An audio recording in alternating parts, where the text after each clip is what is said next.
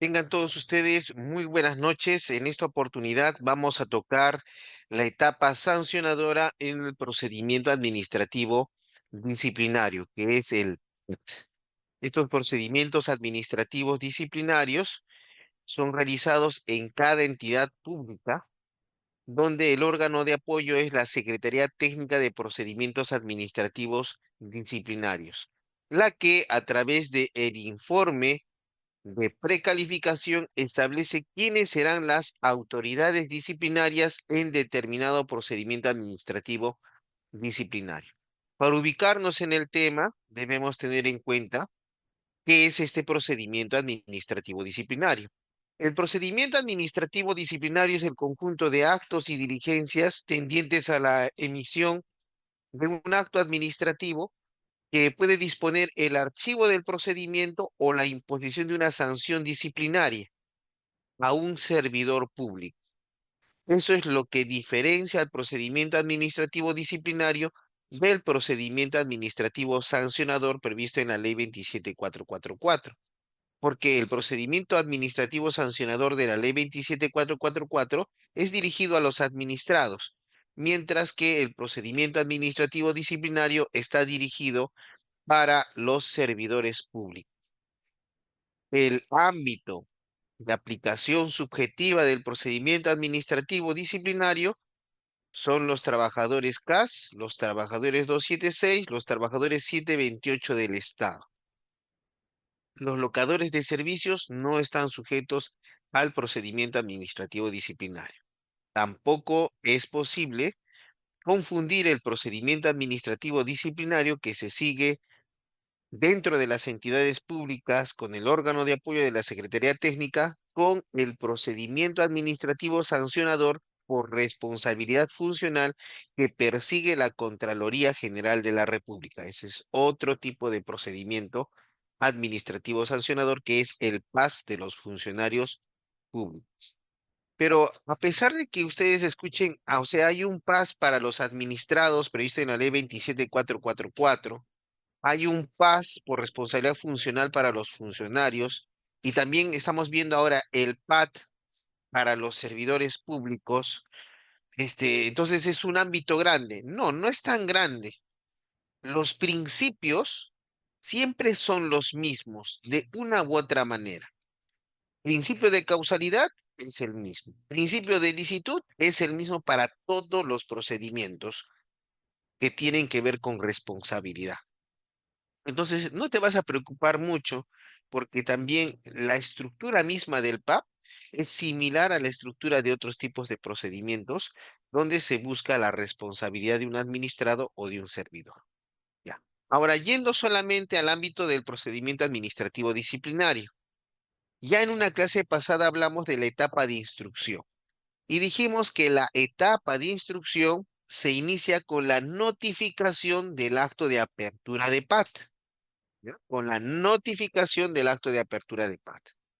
Es importante establecer que el inicio del PAT es con la notificación del acto de apertura para diferenciarlo de la investigación preliminar que se puede dar.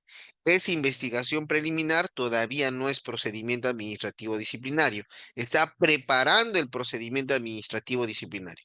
Solamente con la notificación del acto de apertura de PAT se da inicio al procedimiento administrativo disciplinario. ¿Y por qué es importante hablar de el acto de inicio de PAT? Porque la notificación del acto de inicio de PAT suspende el plazo de prescripción de la acción disciplinaria.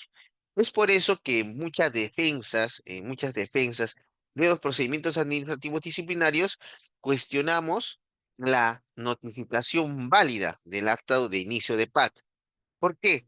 Porque si esa notificación se declara nula y se rehace, significa que el plazo de prescripción no es interrumpido y ha seguido transcurriendo hasta que se realice una notificación válida. Ahora, una vez que te notifican válidamente el acto de apertura de PAT, te dicen tienes 5 días hábiles para presentar tus descargos.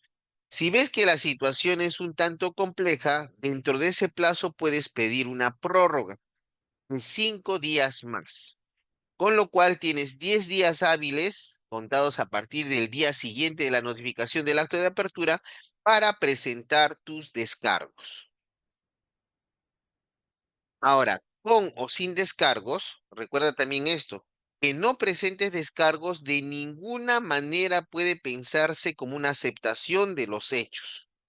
Eso debemos tenerlo muy presente. Que el administrado servidor público no presente descargos no significa que está aceptando los hechos.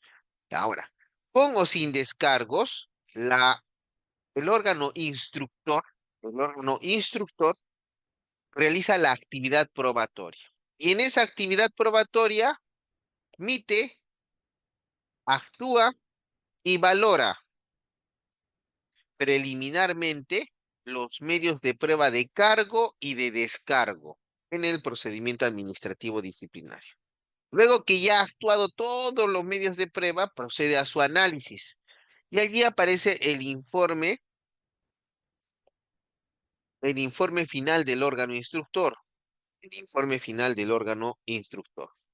Ese informe final del órgano instructor es un informe obligatorio, pero no vinculante.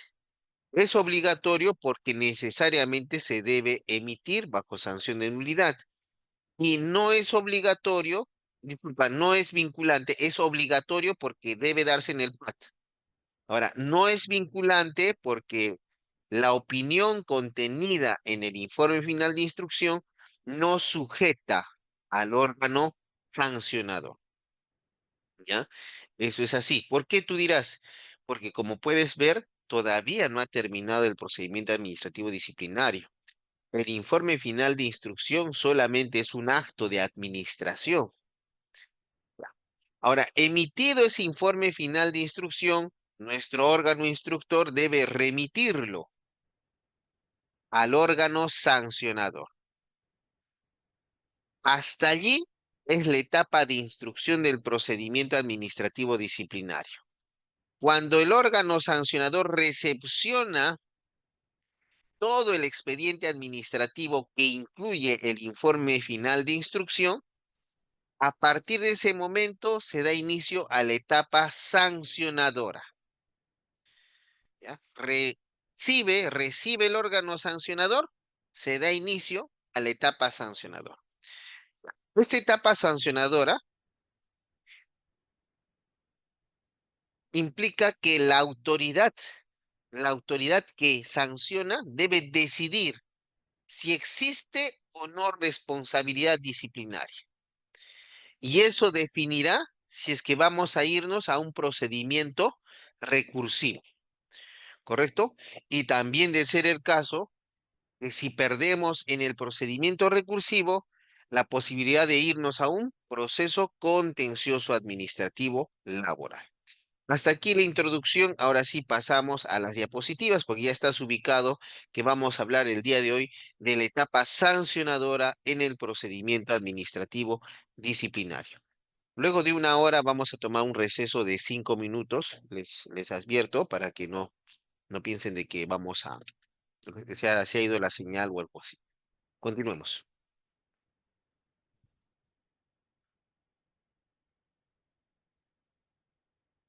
Una de las garantías del debido procedimiento administrativo los procedimientos de responsabilidad es que en todo procedimiento de responsabilidad debe diferenciarse dos etapas, la etapa de instrucción y la etapa de decisión. Y ambas etapas deben estar a cargo de un órgano diferente, no puede ser el mismo órgano. Y eso también lo vemos en el procedimiento administrativo disciplinario. Cuando hablamos del órgano sancionador competente, dice, es la autoridad de la entidad que tiene la potestad de imponer sanciones. No creas de que saber quién es el órgano sancionador es algo arbitrario o subjetivo. Un tanto depende de la posible sanción a imponerse y que está en el informe final de instrucción que ha emitido el secretario técnico. Ese informe de precalificación, disculpa, de precalificación, es el que establece la posible sanción y determina el órgano instructor y como consecuencia quién es el órgano sancionador competente.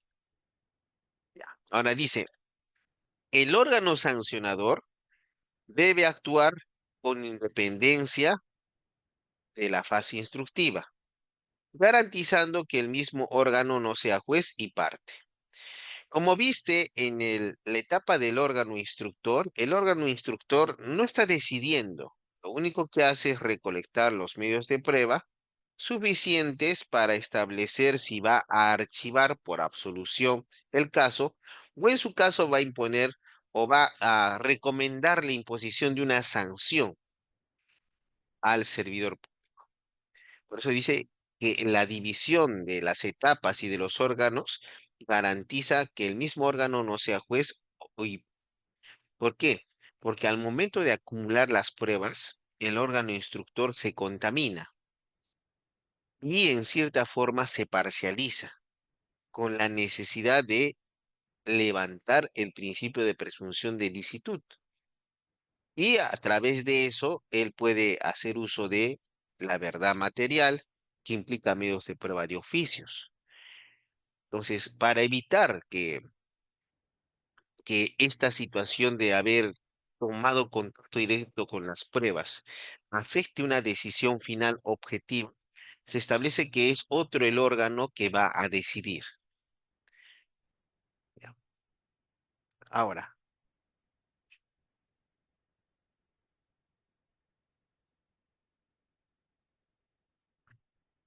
su actuación asegura objetividad en la imposición de sanciones.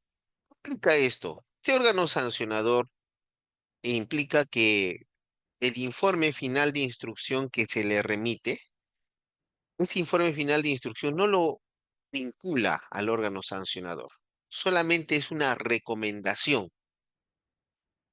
porque él nuevamente puede evaluar si existen suficientes medios de prueba que acreditan la comisión de una falta disciplinaria.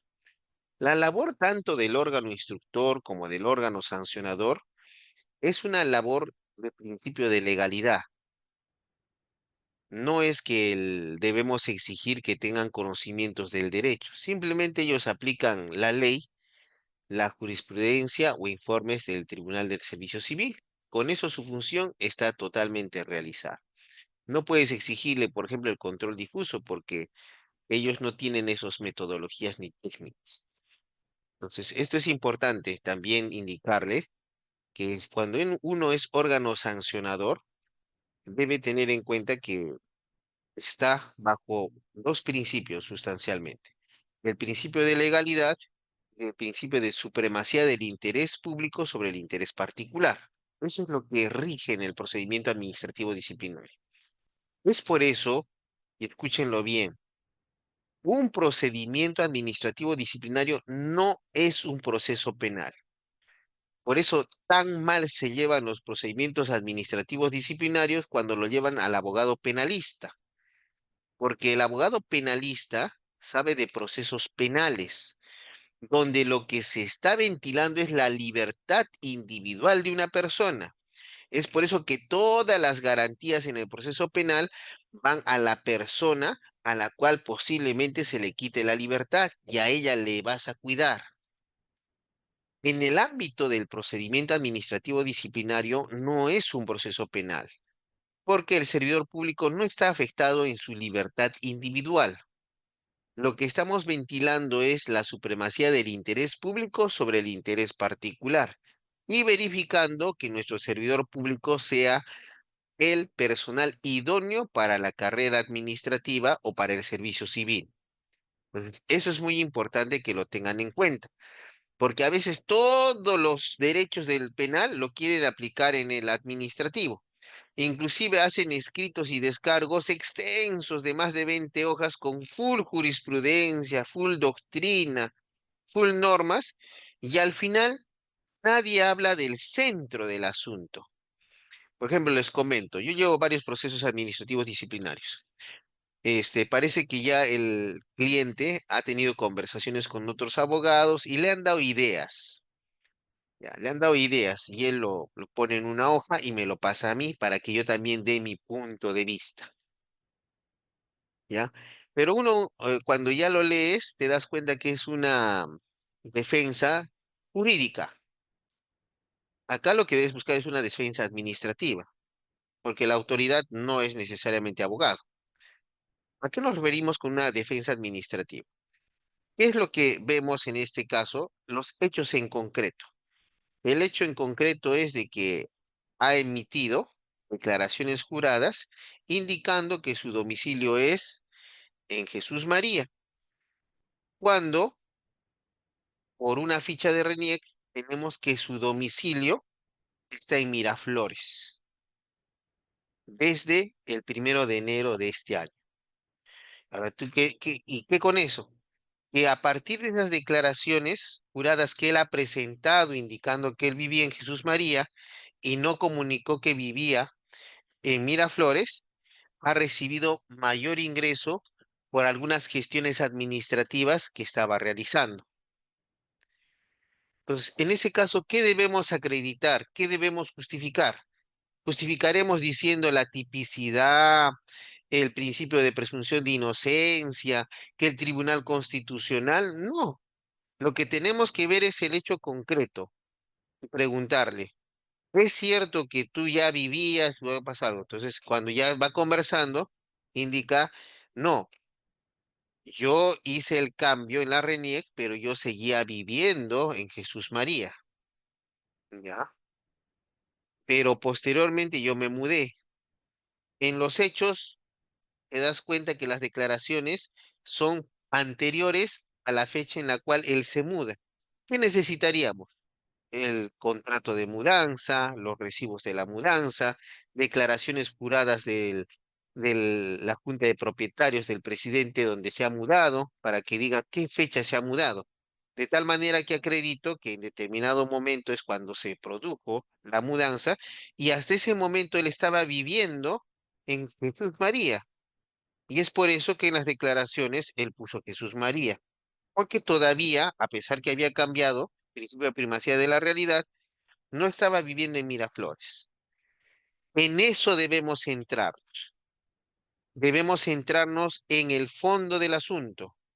Ponerte a discutir que han tipificado mal, que me tienen cólera, me tienen envidia, de nada va a servir para un procedimiento administrativo disciplinario, que lo único que vas a hacer si estás con destitución es irte al servir y si sigues con esa defensa, van a confirmar en el servir y ya te vas en un juicio de 5 años.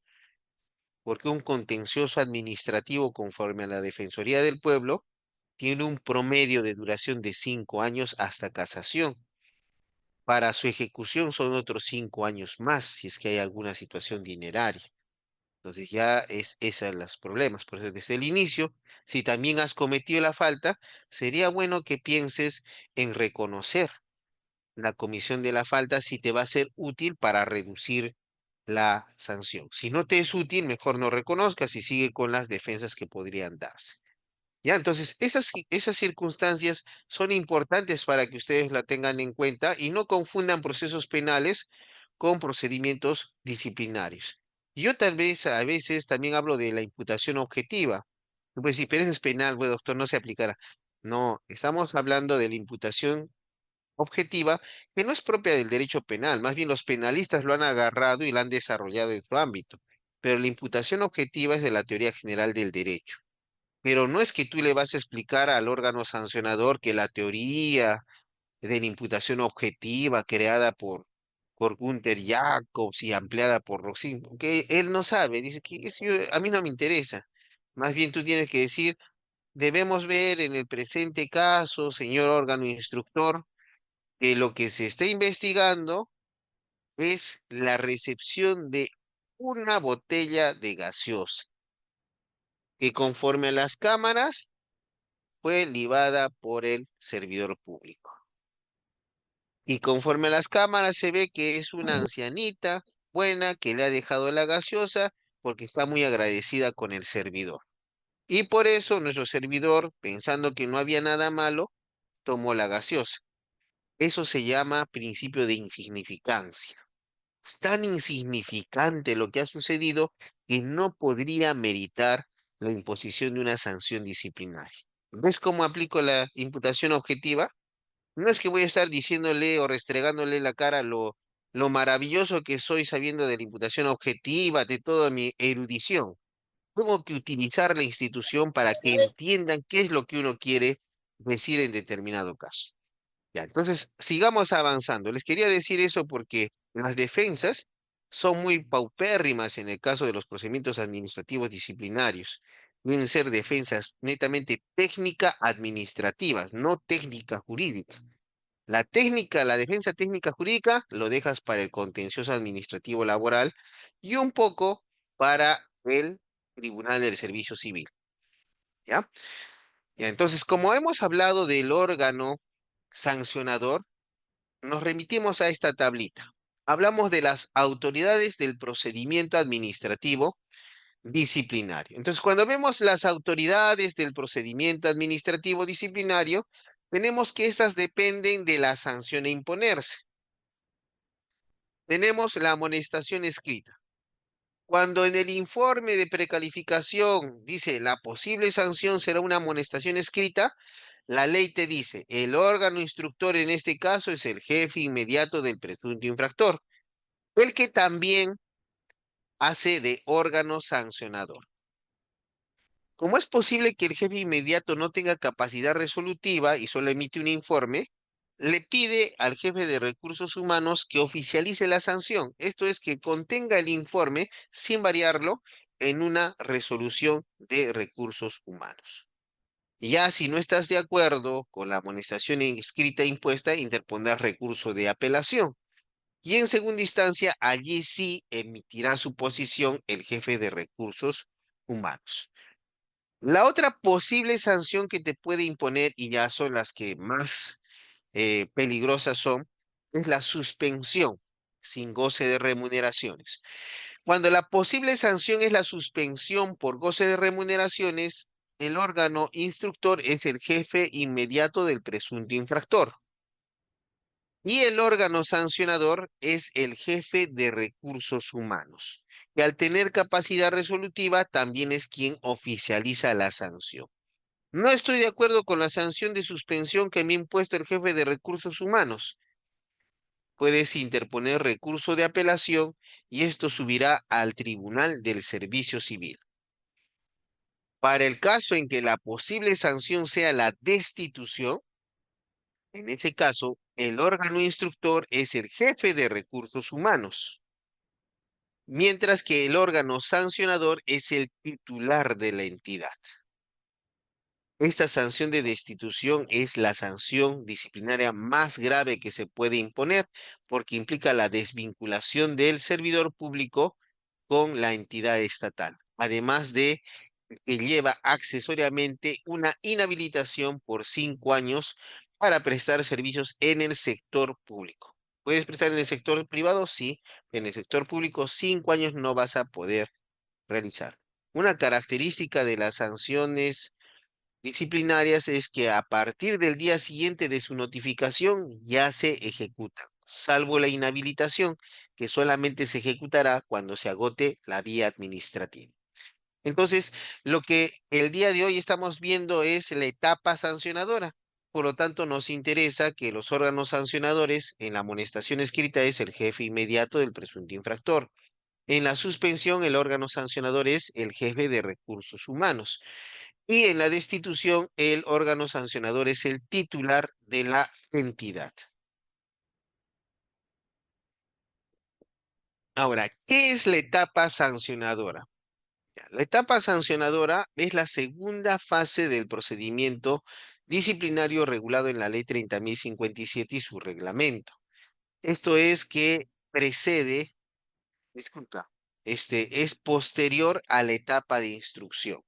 La etapa de instrucción precede a la etapa sancionadora. Es una garantía del debido procedimiento administrativo. Sin etapa de instrucción no puede haber etapa sancionadora. Lo contrario sería la existencia de un am, vicio en el acto administrativo. se llama vicio de procedimiento regular, cuando el acto administrativo ha sido emitido sin seguir el procedimiento administrativo previsto para su regulación. A ver, un ratito voy a... Ahora, ¿cuál es la finalidad de esta etapa sancionadora? Dice, es determinar si a partir de la investigación realizada corresponde imponer una sanción disciplinaria o archivar el procedimiento. Una interesante cuestión es que no habla de absolver al servidor. Solamente en la etapa sancionadora habla de dos posibilidades: imponer sanción disciplinaria o archivar el procedimiento administrativo disciplinario.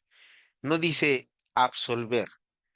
Esto es importante porque, como te dije en el proceso penal, las categorías son imponer y, en su caso, absolver. Pero en el procedimiento administrativo disciplinario es imponer la sanción o archivar el procedimiento. Ahora dice, se inicia con la recepción del informe del órgano instructor y concluye con la resolución que pone fin a la primera instancia. Entonces, como te dije, el órgano instructor emite su informe final de instrucción y ese informe final de instrucción lo remite al órgano sancionador junto con todo el expediente. Cuando yo como órgano sancionador recepciono ese informe con todo el expediente, allí se inicia la etapa sancionadora. ¿Y hasta cuándo va a ser esta etapa sancionadora? Hasta que yo notifique la resolución que dispone el archivo del procedimiento o la imposición de una sanción disciplinaria. También es importante recordarte que los procedimientos administrativos disciplinarios no son cacería de brujas. A veces hay procedimientos administrativos disciplinarios totalmente errados. Por ejemplo, el día de ayer estaba haciendo unos descargos. Nos dicen ausencias injustificadas. Vemos en el informe de precalificación, dice abandono de cargo. Revisas 3 veces el acto de apertura de PAT y en ninguna parte establece cuáles son esos días de ausencia injustificada. En ninguna parte. ¿Cómo yo voy a poder ejercer mi defensa si es que no sé cuáles son los días en los que he faltado? Porque sabiendo los días en los que he faltado, yo tal vez tengo documentos que acreditan que sí he elaborado y por lo tanto no hay responsabilidad. Ahora, a veces las autoridades, pese a lo evidente del error que han cometido, igual continúan con el PAT. Pero eso no es útil si es que es evidente y manifiesto el error, porque cuando apele, lo más probable es que el Tribunal del Servicio Civil declare la nulidad de todo el procedimiento administrativo, generando responsabilidad disciplinaria para los que llevaron indebidamente ese procedimiento administrativo disciplinario.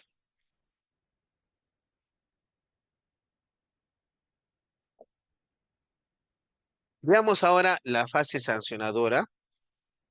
Dice, se encuentra a cargo del órgano sancionador, ¿correcto?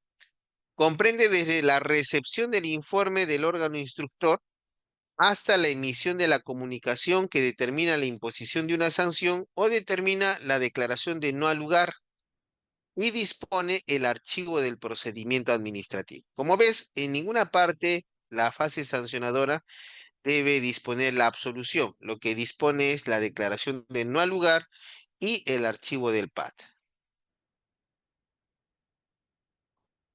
Como se indicó, el inicio de la fase sancionadora se formaliza con la llegada del informe del órgano instructor al órgano sancionador. Un informe del órgano instructor contiene una valoración de pruebas y una recomendación. Esa es la principal función del informe del órgano instructor: valoración de pruebas de cargo y de descargo y una recomendación. Pero como te indiqué, esa recomendación no me vincula a mí como órgano sancionador. Solamente es una recomendación. Por lo tanto, si yo me quiero apartar de la misma, debo fundamentar debidamente mi apartamiento. Ahora, dice, este documento sirve como base, pero no vincula al órgano sancionado. Se refiere al informe de instructor.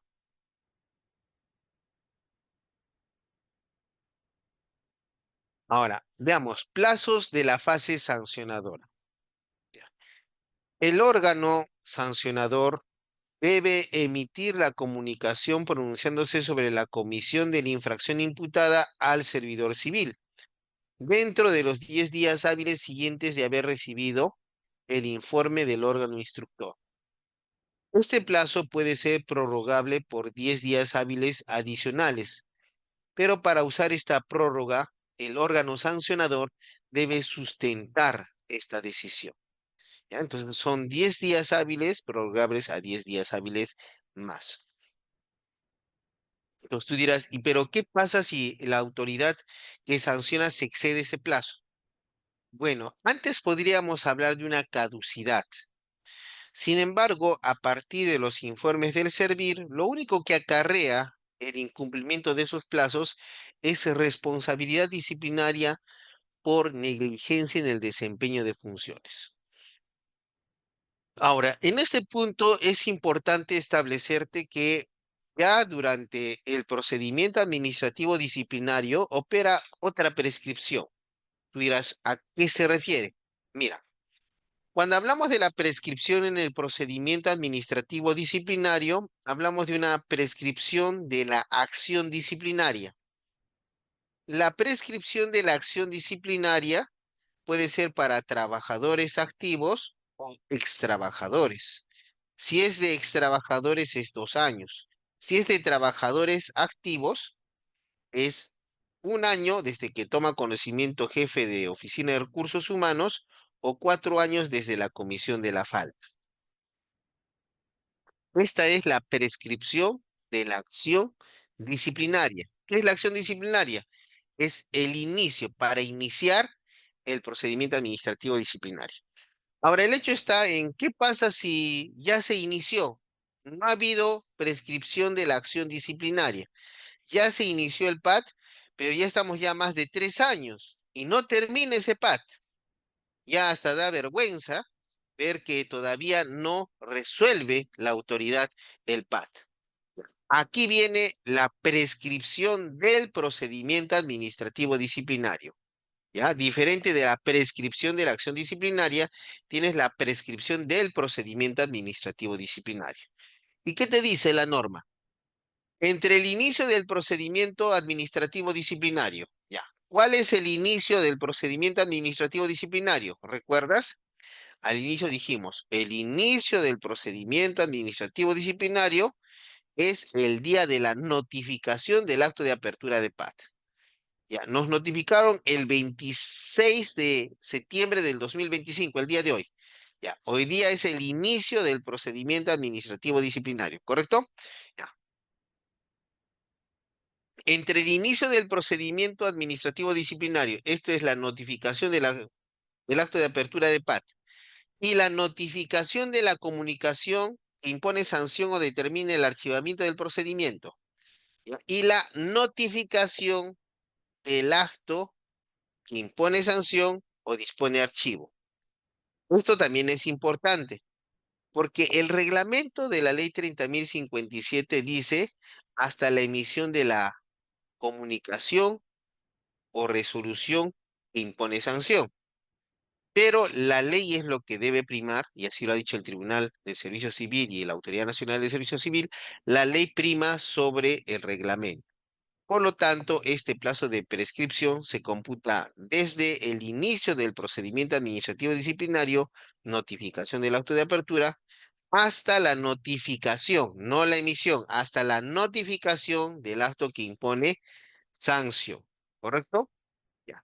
Ahora tú dirás, y ya, ¿qué con esos dos extremos? El inicio del procedimiento y la notificación de la resolución que impone sanción.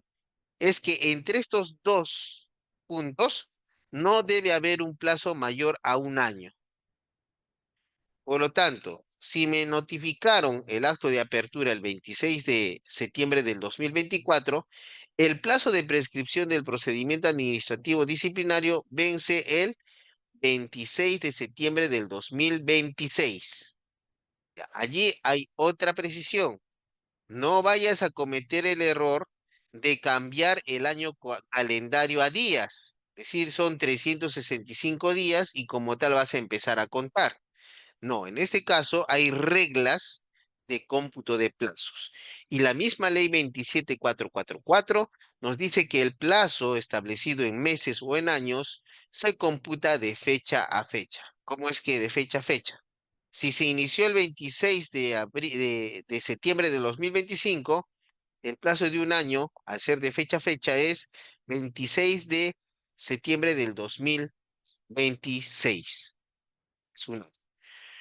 Ahora tú puedes decir, ya, ¿y qué con eso? Si es que pasa del año y todavía no se ha notificado el acto de sanción, puedes solicitar la prescripción del procedimiento administrativo disciplinario, lo que acarrea que este procedimiento administrativo en el que estabas jamás existió. Pero, pese a esto, se puede volver a iniciar otro PAT, siempre y cuando no haya prescrito la acción disciplinaria. La prescripción larga, la corta y la de los exservidores. ¿Correcto? Ya, entonces, eso es importante. Otra situación es que, por ejemplo, tú dirás, doctor, yo he escuchado que en el tubo de la ley 27444 se habla sobre la caducidad del procedimiento administrativo y la caducidad del procedimiento administrativo es de 9 meses. ¿Eso no opera en este caso del PAT? No.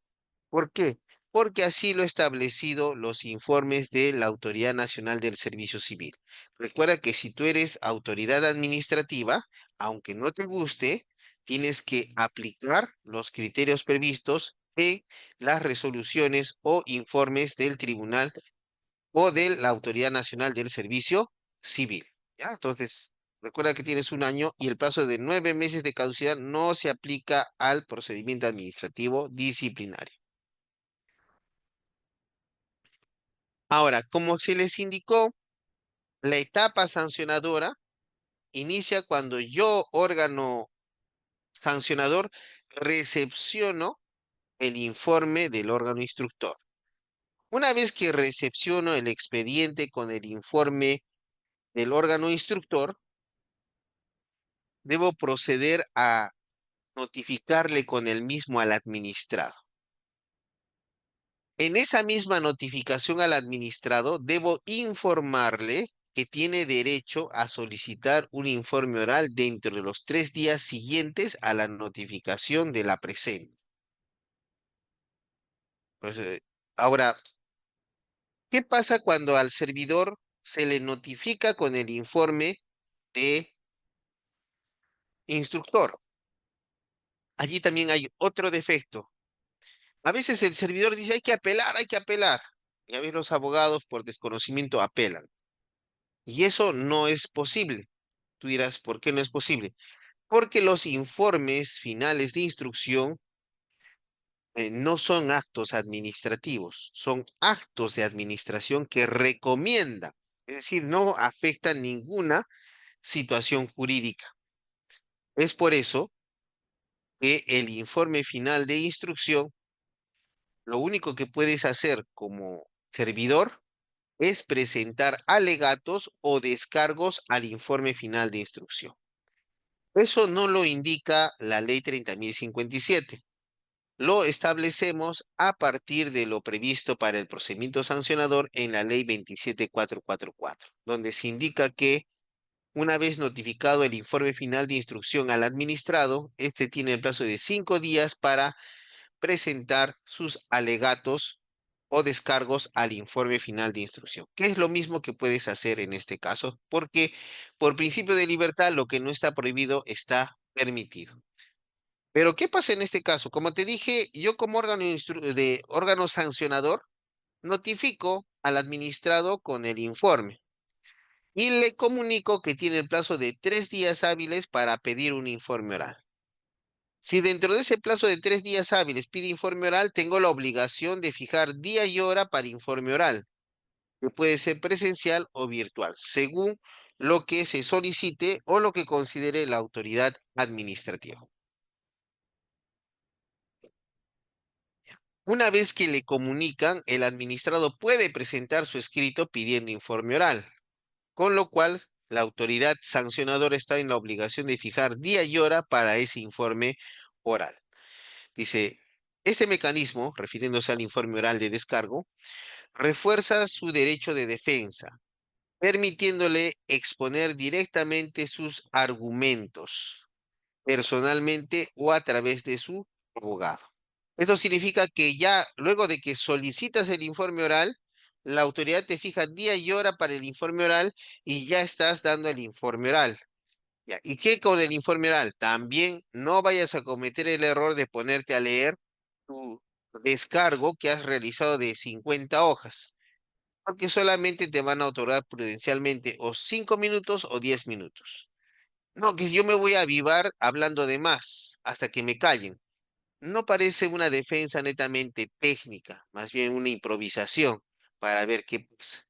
Por eso, lo que uno tiene que hacer es conocer bien el caso y reducir a los aspectos más importantes que tengan que ver con el caso y que lo hagan como nulo.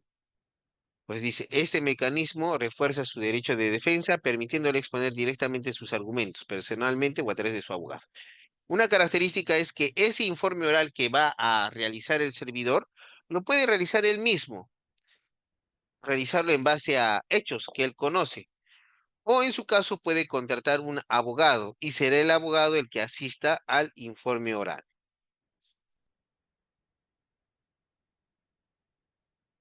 Una vez que se ha llevado a cabo la vista de la causa, se ha escuchado al administrado, servidor y a su abogado, ya está listo el expediente para ser resuelto. Sin embargo, aquí hay una etapa más y es una facultad del órgano sancionador. Nos referimos a las actuaciones complementarias. Y esto se da en el caso que, no habiendo él actuado los medios de prueba, al verificarlo se da cuenta que en verdad son muy lacónicos, genéricos, y se da cuenta que eso no podría sustentar la emisión de una sanción. Y que por lo tanto lo que se tiene que hacer es pedirle al servidor público o al órgano instructor para que coadyuven en la ampliación de la actividad probatoria. Esto se entiende que el órgano sancionador lo deriva nuevamente al órgano instructor para que por su intermedio se realice alguna actuación probatoria que no ha sido bien desarrollada. Por ejemplo, hay una declaración testimonial, pero hubiera sido importante realizarle dos preguntas al testigo. Eso se puede hacer vía actuación complementaria. Entonces, fin del procedimiento en primera instancia. La resolución del órgano sancionador pronunciándose sobre la existencia o inexistencia de responsabilidad administrativa disciplinaria pone fin a la primera instancia administrativa. Dicha resolución debe estar motivada. Si la resolución determina la inexistencia de responsabilidad administrativa disciplinaria, también deberá disponer la reincorporación del servidor civil al ejercicio de sus funciones en caso se le hubiera aplicado alguna medida provisional. Entonces, si es que por una medida provisional no estaba laborando el servidor investigado, una vez que se declara el archivo del procedimiento administrativo disciplinario, también se puede disponer a reincorporación del servidor civil.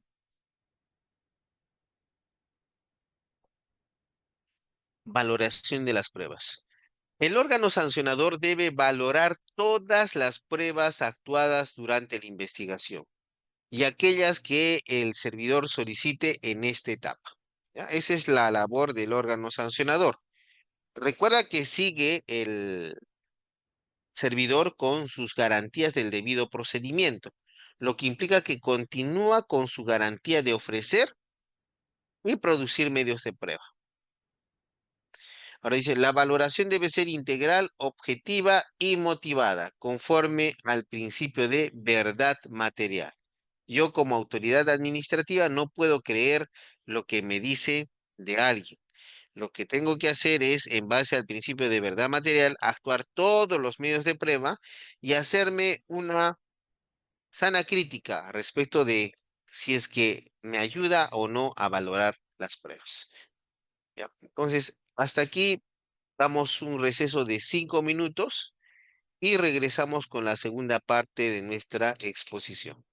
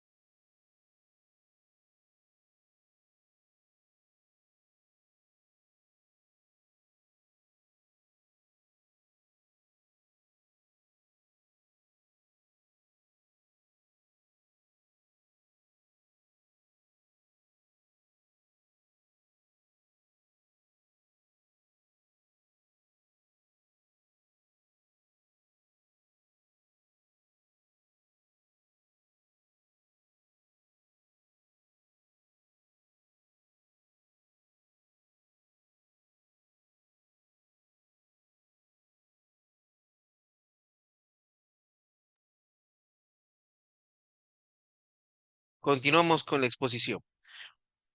Ya. Como se indicó, hasta aquí tenemos lo siguiente. Mira, cuando me remiten como órgano sancionador el informe final de instrucción, se inicia la etapa sancionadora. Yo como órgano sancionador tengo la obligación de notificar el informe final de instrucción al servidor público. Al momento de notificarle, también le informo que tiene 3 días hábiles, contados a partir del día siguiente de la notificación, para pedir informe oral. En ese punto también es importante que algunos le fijan de oficio vista de la causa. Y eso no es así, porque la estrategia del servidor puede ser no pedir informe oral y simplemente hacer su defensa por escrito. Es que no podemos fijar vista de la causa si no nos ha pedido informe oral. Eh, si pide informe oral, se fija día y hora de, de informe oral, de audiencia de informe oral, que puede ser presencial o virtual. Realizada la audiencia de informe oral, el órgano sancionador, habiendo evaluado todo, puede disponer la realización de actuaciones complementarias, es decir, algo que él considera que se debió hacer o no se debió hacer, o se hizo de manera deficiente. Es una actividad complementaria. Ejemplo, aquí hay una declaración de testigo, pero hubiera sido bueno 2 preguntas adicionales. Entonces puede él convocar al testigo y hacer las preguntas adicionales, o en su caso puede remitir al órgano instructor para que él haga las preguntas adicionales y se lo reenvíe el expediente. Pero recuerda, las actuaciones complementarias son una facultad del órgano sancionador, no es una obligación. Y luego de esto ya emite la resolución que impone sanción o que dispone el archivo del procedimiento administrativo disciplinario, y el órgano sancionador debe notificar o diligenciar la notificación de esta resolución. Notificado al administrado, allí culmina la etapa sancionadora. Ya, entonces, facultad de apartarse del informe instructor. Ya. Esto también es importante, ya lo vimos en la sesión pasada. A veces el servidor un poco se molesta porque en el informe de instrucción dice 2 meses de suspensión, pero el órgano sancionador, motivando debidamente, impone 9 meses de suspensión. A veces uno nuevamente trasladas a rajatabla los principios del derecho penal y quieres aplicar el principio de prohibición de reforma en peor o prohibición de reformatio impellos. Pero dicho principio no es aplicable porque todavía no se ha emitido un acto administrativo. El informe de instrucción no es un acto administrativo, es un acto de administración, porque solo contiene una recomendación. A diferencia del acto de sanción que él ya impone, una sanción la cual se hace realidad a partir de su notificación, ¿correcto? Entonces, eso implica que aunque el informe instructor recomienda una sanción o el archivo, el órgano sancionador puede apartarse de esta recomendación. Sin embargo, debe motivar expresamente las razones jurídicas y factas que sustentan su decisión.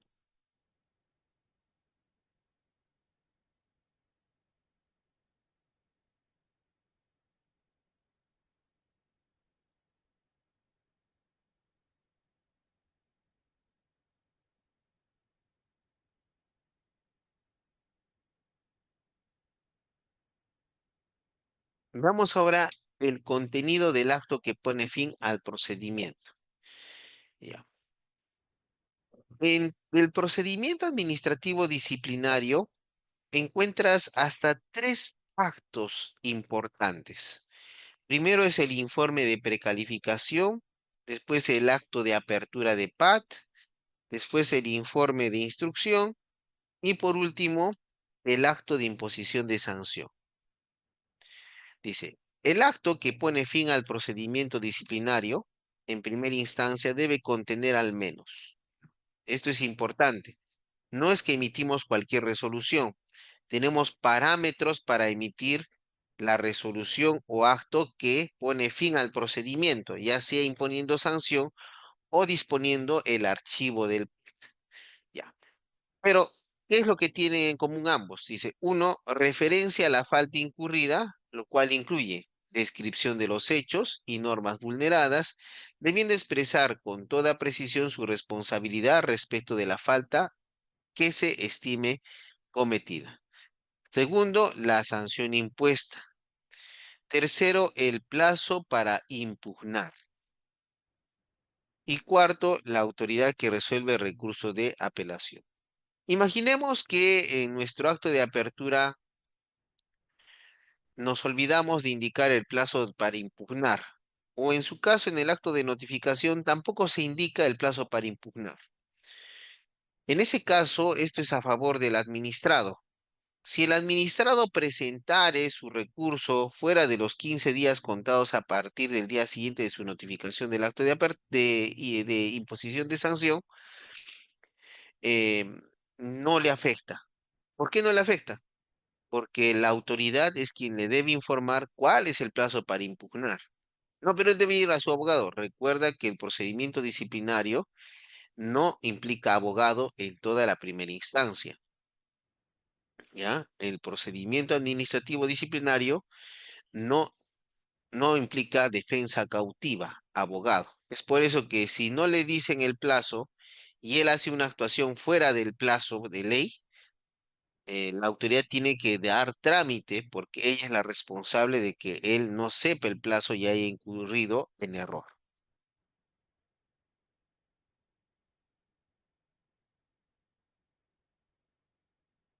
Ahora, dependiendo si archivamos o en su caso imponemos sanción, la estructura del acto, teniendo en cuenta lo mínimo que acabas de ver, es lo siguiente. Mira, aquí tienes la estructura del acto de sanción disciplinaria. ¿Ya? En este caso, el acto que impone sanción debe contener la siguiente estructura. Los antecedentes y documentos que dieron lugar al inicio de PAT. Por ejemplo, la denuncia administrativa, entre otros documentos.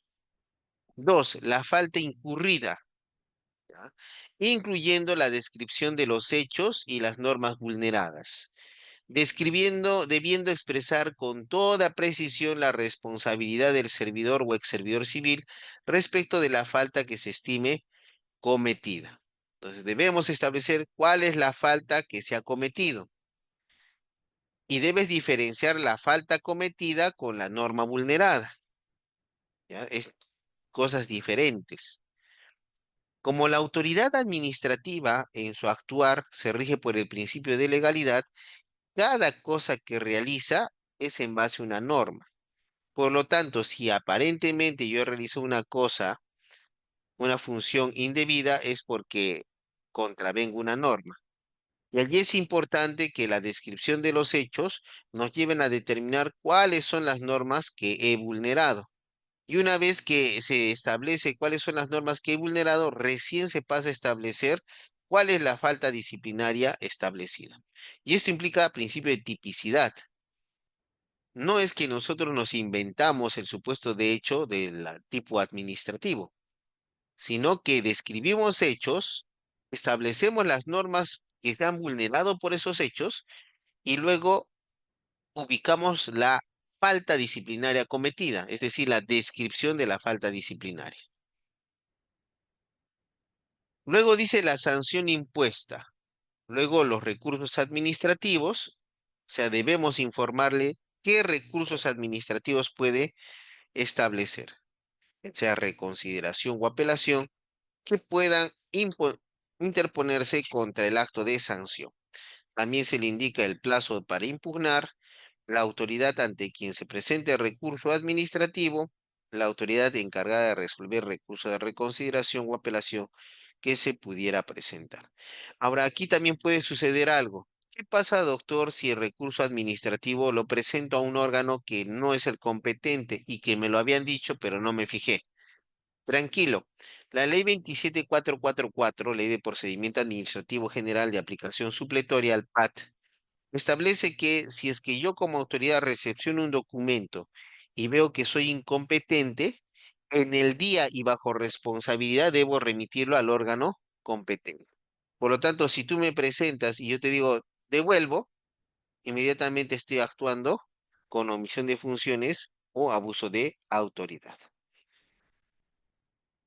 Como te dije, no solamente el proceso termina con la imposición de una sanción, también puede disponerse el archivo del PAT.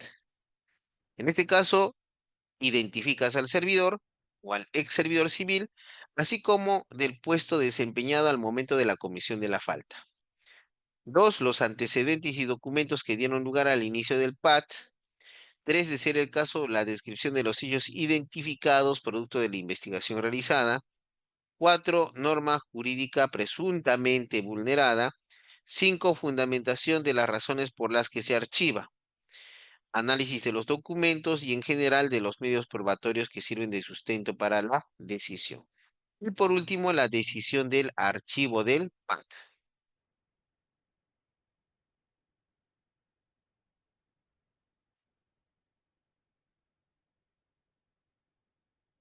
Notificación de la resolución que impone sanción o dispone el archivo del PAT.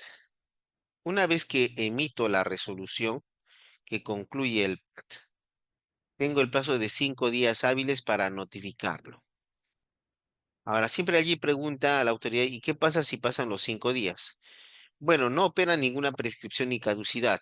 Lo único que existe es responsabilidad por negligencia en el desempeño de funciones respecto de la autoridad que debió cumplir con notificar.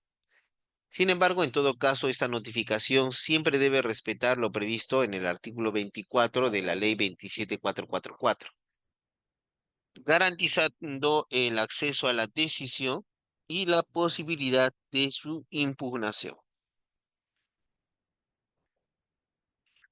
Ya. Una vez que ya se ha emitido el acto y te han notificado el acto, por ejemplo, de sanción, y no estás de acuerdo, lo que puedes hacer es interponer recursos administrativos.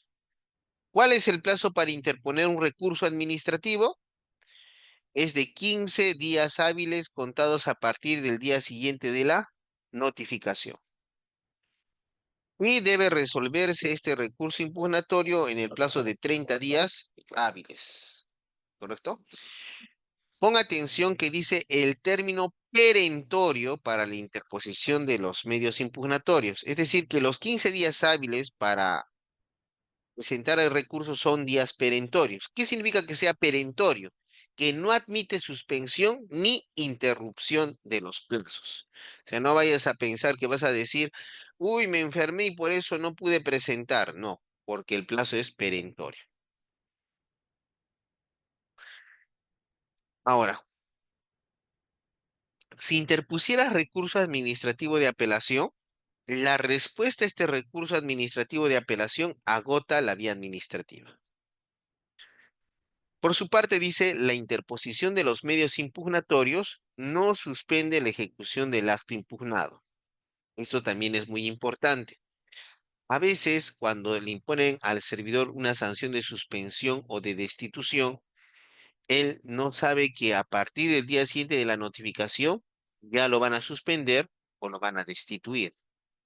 A veces desesperado trae al policía, pero no va a hacer ningún efecto, porque lo que se está haciendo es cumplirse con la ley. Una vez que se ha notificado el acto de apertura, el acto de sanción, disculpa, a partir del día siguiente se ejecuta. No, pero estamos dentro del plazo para interponer recursos.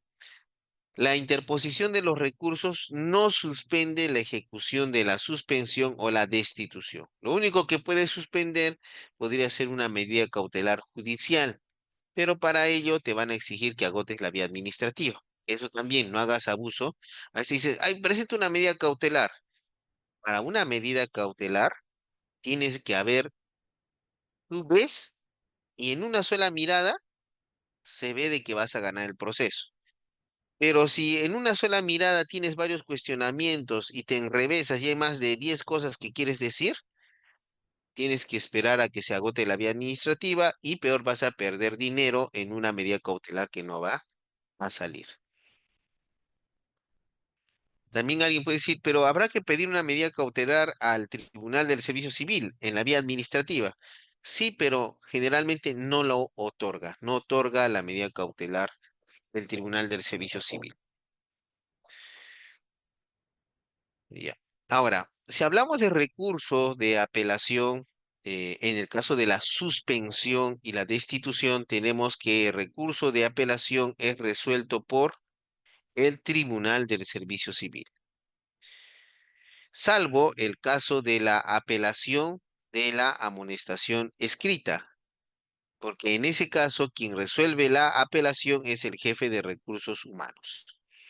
Ahora dice, la resolución de dicho tribunal pronunciándose sobre el recurso de apelación agota la vía administrativa.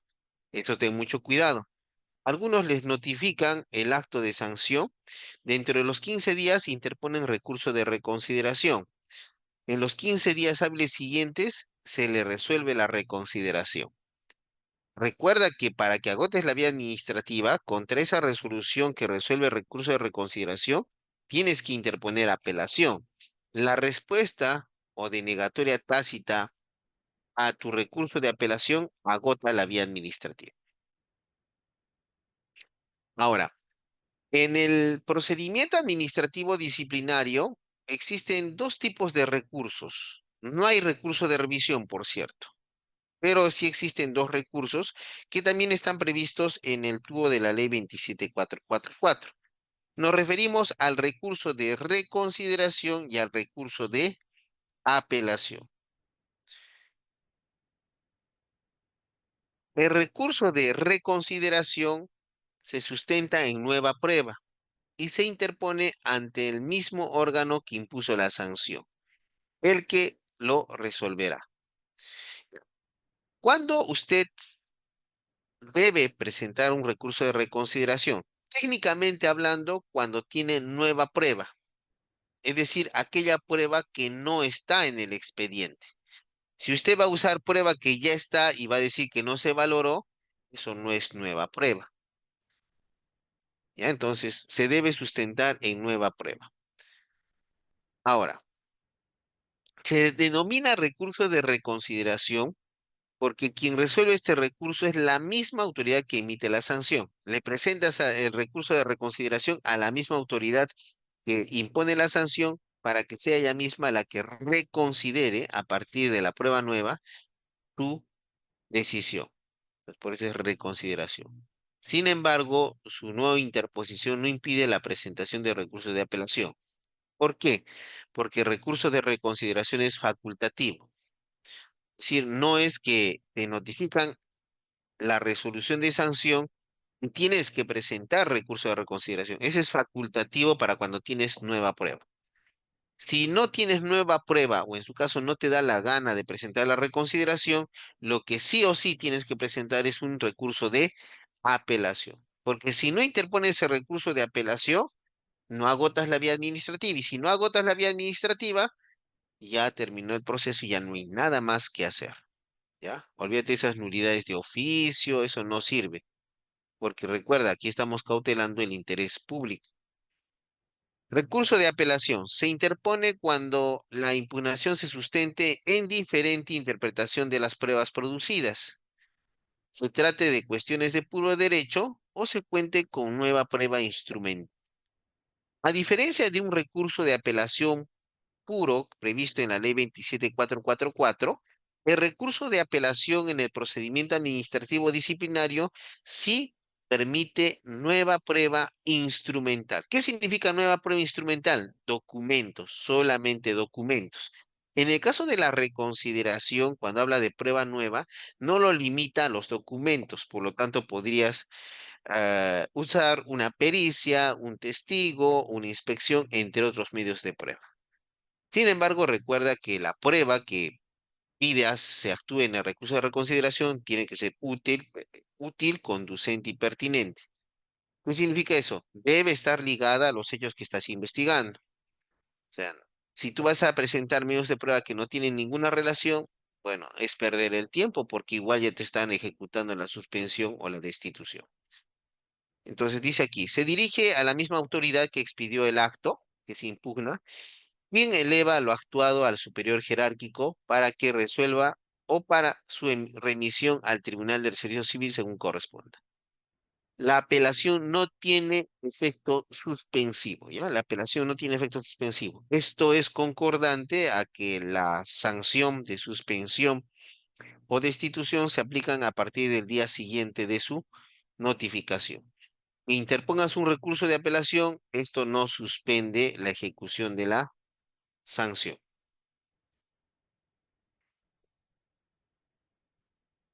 Ahora, agota en la vía administrativa, por lo que no cabe interponer recurso alguno. La resolución del Tribunal del Servicio Civil que resuelve tu recurso de apelación agota la vía administrativa. También nos dice la denegatoria tácita. Esto es importante, porque a veces decimos que como no contesta el Tribunal del Servicio Civil, entonces ha operado el silencio administrativo negativo. Y esto no es cierto. Lo que opera es la denegatoria tácita. Tú dirás, ¿y en qué? ¿Cuál es la diferencia? La diferencia es que en la denegatoria tácita yo como autoridad dejo vencer el plazo para responderte y no te doy ninguna respuesta a tu recurso. Entonces te estoy denegando ficta, es una denegatoria ficta. ¿Ya? Entonces, y tú dirás, ¿cuál es el efecto con respecto del silencio? Ya. Mientras el silencio administrativo negativo no inicia el cómputo de plazos para su impugnación, o sea, yo puedo impugnarlo cuando me dé la gana, en el caso de la denegatoria ficta, una vez que vence el plazo para que la autoridad resuelve, se entienda que hay un acto administrativo ficto que te dice no, ¿ya? El silencio administrativo negativo es más bien un derecho, te habilita a presentar recursos, no es ninguna resolución ficta. Pero aquí dice denegatoria ficta. ¿Qué implica eso? Que cuando se produce la denegatoria ficta, tienes 3 meses para interponer la demanda contencioso administrativa. Si no lo presentas en los 3 meses, van a decir improcedente la demanda. ¿Y eso por qué? Porque no es lo mismo silencio administrativo negativo que denegatoria ficta. Ahora, contra la resolución o la denegatoria ficta emitida por el Tribunal del Servicio Civil, ya puedes interponer una demanda contenciosa administrativa laboral. Ahora, ¿qué es lo que revisa el Tribunal del Servicio Civil en la suspensión o la destitución o el jefe de recursos humanos en la amonestación escrita?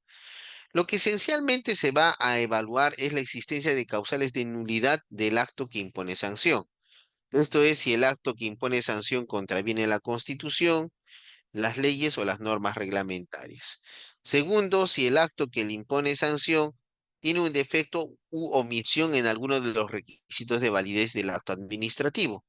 Y esos requisitos de validez del acto administrativo son finalidad pública, competencia, motivación, objeto y procedimiento regular.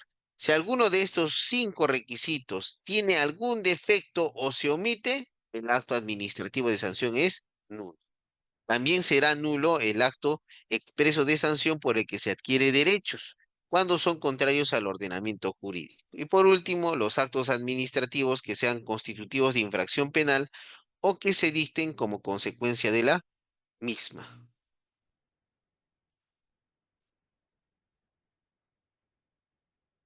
Por último, aquí tienes los requisitos de validez del acto administrativo.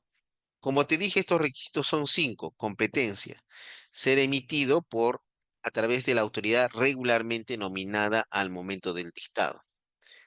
Objeto contenido. Los actos administrativos deben expresar su respectivo objeto o efectos jurídicos. Finalidad pública. Adecuarse a las finalidades del interés público.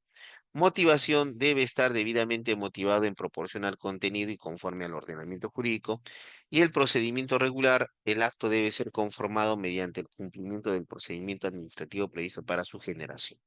¿A qué se refiere un poco esto? Mira, si vemos el acto que impone sanción, en la parte final vas a ver que hay una autoridad que lo firma. ¿Quién será el órgano competente? El órgano sancionador, teniendo en cuenta la posible sanción que se iba a imponer al inicio del procedimiento administrativo disciplinario. Si emite la resolución, una autoridad que no es el órgano sancionador, es nulo ese acto administrativo. Segundo, dice objeto contenido. El objeto contenido, aquí está, mira, dice resolución 111-2025 impone sanción de destitución. Pues considerando todos los requisitos y llega a la parte de se resuelve imponer sanción de destitución. Esa parte es el objeto contenido.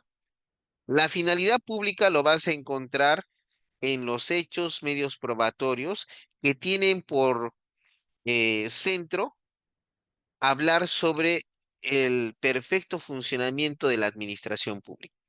La motivación es cumplir con la estructura del acto que emite sanción. Y el procedimiento regular implica que se debe cumplir con